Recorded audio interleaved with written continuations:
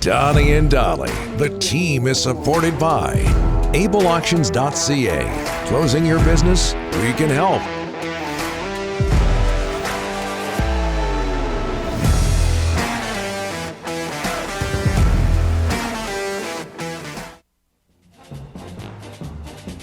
Our guests today on this Tuesday, including Ross Tucker standing by, brought to you by the Waddling Dog Pub. The Waddling Dog is celebrating 30 years of ownership and welcomes you to their family-run watering hole with 17 TVs to cheer on the Canucks, an unbeatable daily happy hour, and their famous swing night. You can watch the NFL there as well. It's no wonder they've been named the #1 pub in Victoria 2 years running. Whether you live on the island or the mainland, you can't miss out visiting the Dog. As we're joined now by Ross Tucker of the Ross Tucker Football Podcast and Westwood One. How are you, sir? I'm awesome, and but I wish I was at a place like the Waddling Dog right now. I hope that they're specifically sponsoring my segment.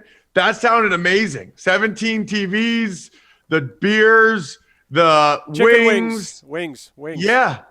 I mean, I would go in there though. They wouldn't like me because I would just be booing the Canucks just to try to start a fight. That's how we do it. Don't do that. That place was built and named with you in mind. Hey, you know what? You've been tweeting about this player all season long. I'm talking about Micah Parsons of the Dallas Cowboys, a couple of sacks against Washington. I think one tweet was, hey, he's not only the defensive rookie of the year, he's the defensive player of the year. What can you tell us about him?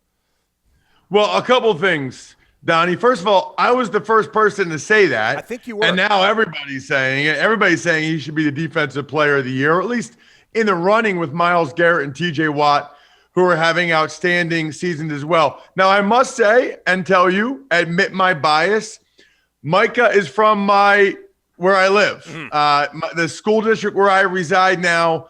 I saw his third high school football game ever. I think he had 5 sacks in the first half as a freshman in high school. And I texted the coach I know at Penn State and was like, Central Dauphin has a 9th grader you might want to know about. They offered him a full scholarship the next year the next week after he had played 3 high school football games ever. But honestly, even my bias aside, he's doing things we've never seen before. I didn't realize this till I saw this stat that he already has more tackles for loss, sacks, and quarterback hits than Khalil Mack had in 2016 when he won the Defensive Player of the Year award in the NFL. There's actually 4 games left, but there's 3 games left for Parsons to even play 16 like what Khalil Mack did. But it's actually deeper than that, guys. He's playing more than half of his snaps as an off-the-ball linebacker. He's not rushing all the time. He's in coverage a decent amount. He blitzes and runs stunts. I honestly can say I don't recall ever seeing a player like this, being used like this, and being this productive as a rookie. Lawrence Taylor was the Defensive Player of the Year in 1981, but I was 2 years old. Wearing Danny White's old number 11 for the Dallas Cowboys. Hey, Rams beat the Cardinals 30-23. Cardinals are now 10-3, Rams 9-4. Which of those two teams, it was a pretty good game last night, entertainment-wise, which of those two teams is more likely to make a deep playoff run? Well, I would say the Cardinals because I still think that they'll win that division and they have a decent chance of getting the #1 seed. That's such an advantage, right? As opposed to the Rams having to win 3 road playoff games. Now, the ironic thing, Donnie, is I kind of think the Rams are better than the Cardinals right now. I was thoroughly impressed with what I saw last night. Stafford and all the skill guys, but I thought the Rams are better up front, both sides of the ball. Aaron Donald was kicking butt, taking names. I thought the Rams O-line was better. But if you're asking me, and you are, who's a better bet to go further, I'd have to say Arizona. They still have a game lead. And if they get home field advantage and the #1 seed, they're already moving ahead around. Whereas, the Rams would have to play in that first round, likely at the Dallas Cowboys, which is not easy. I think I would take the Rams in that game, but that would not be easy. So strictly based on seeding, I think I have more faith in the Cardinals right now. Hey, Ross, I got to ask you. We had our Canadian National Championship game Sunday. Do you even care about that? You have a history with the Grey Cup? Anything? So I'm aware that the Grey Cup was played on Sunday. Yep. And I know that they started the season a little bit later Yep. this year than they normally do. Yep. I have an idea. They should have the Grey Cup at either noon or like 8 p.m. Eastern time, the Saturday of the Army-Navy game in the United States.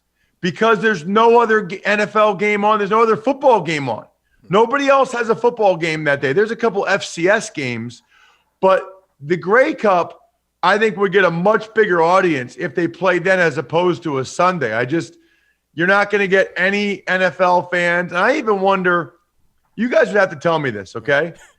Let's say you're a Seahawks fan. Let's just say you're an NFL fan in Canada. Yeah. Are you watching NFL or are you watching the Grey Cup when that game's on? Yeah. You're watching the Grey Cup. It's a big party. Well, hold on. The ratings were down 22% this year from 2019, which was the last Grey Cup. That's a good point. Ross, you would not believe, this is how on top of your game you are. Like the Micah Parsons thing, kudos to you, but so many people in this country feel the same way. Have that game, have the Grey Cup on a Saturday when you're not competing against the NFL. Makes a whole lot of sense. It makes no sense, especially a Saturday like Army-Navy, where that's the only even college game on. You know, let's put it this way. If the Grey Cup was the only football game on, a lot of people, even a lot of Americans, would watch it. I would have watched it. I love watching a championship football game of any kind. Yeah. Tell us about your Army-Navy experience on the weekend. Incredible. I mean, the game was absolutely amazing. I told you guys how I feel about it. It's my favorite day of the year.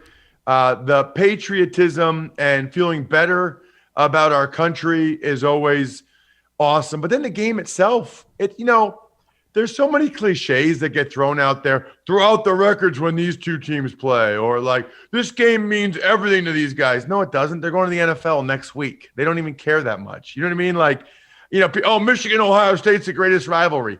I know guys that played at Ohio State. Yeah, they wanted to win the game, but it wasn't that big a deal to them. Army-Navy, these guys aren't going to the NFL. These guys are actually going to war. I mean, they're going in the service and being put in harm's way. The game means everything. Literally, Navy was 3-8. They win the game. It made their whole season. Like, their seniors are crying. They'll never play football again. They're not playing in a bowl game. They're not playing in the NFL. It was incredible. I love everything about it, and I hope I do that game for the rest of my life. I brought up the name Danny White earlier, wearing number 11 back in the day for the Dallas Cowboys like Micah Parsons does now. You're a young guy. Danny White, I'm an old guy. I remember him well. He was a quarterback in the NFL who also punted. Did you ever play multiple positions in high school or college? Yeah, so by the way, I remember that about Danny White. And Danny was actually the punter before he was the starting quarterback. Yes. Which, you see that in high school a lot, by the way. It's such an advantage for fake field goals, or fake punts, I should say, to have your starting quarterback be back there. Although nowadays, man, that might be worth a 15-yard penalty to go try to block that punt. Okay, we didn't get the punt. We got your leg instead. Sorry. That's the kind of stuff that happens with Ricks in hockey. But no, in all sincerity, I did play both ways in high school. I played offense and defense. And then even my freshman year in college, I played defensive end. Wow. I started a couple games as a freshman defensive end. Over Christmas break, I came home to Pennsylvania. We got a keg of Yingling lager every night, me and my buddies. And we went to the diner at 2 a.m.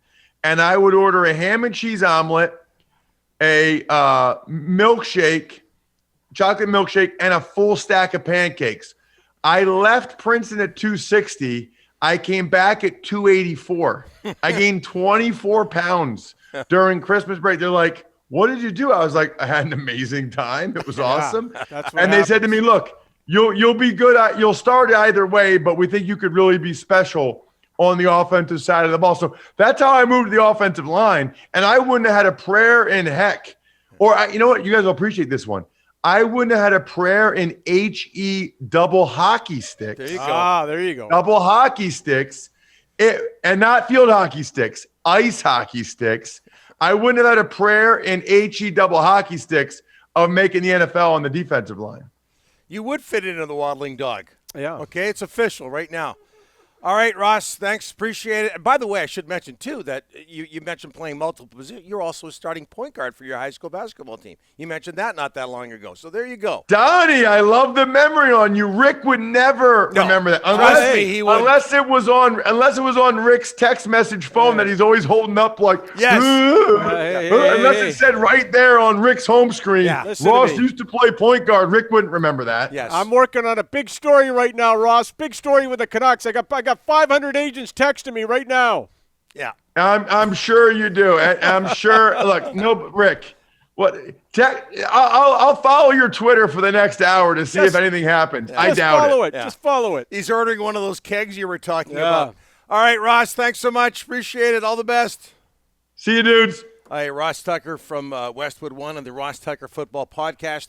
I know we got to get going here, but I agree with him. The CFL has to do things differently. We know they're bringing in Genius Sports and all of that. One consideration: do you go with their playoff games on Saturday, including the Grey Cup? Yeah. Right, you're up against the NFL right now. Ratings are down 22%. Something has to be done. I didn't know that number was down by that much. All right, we'll update what's happening with the Canucks next. It's Donnie and Dolly, the team, on Check.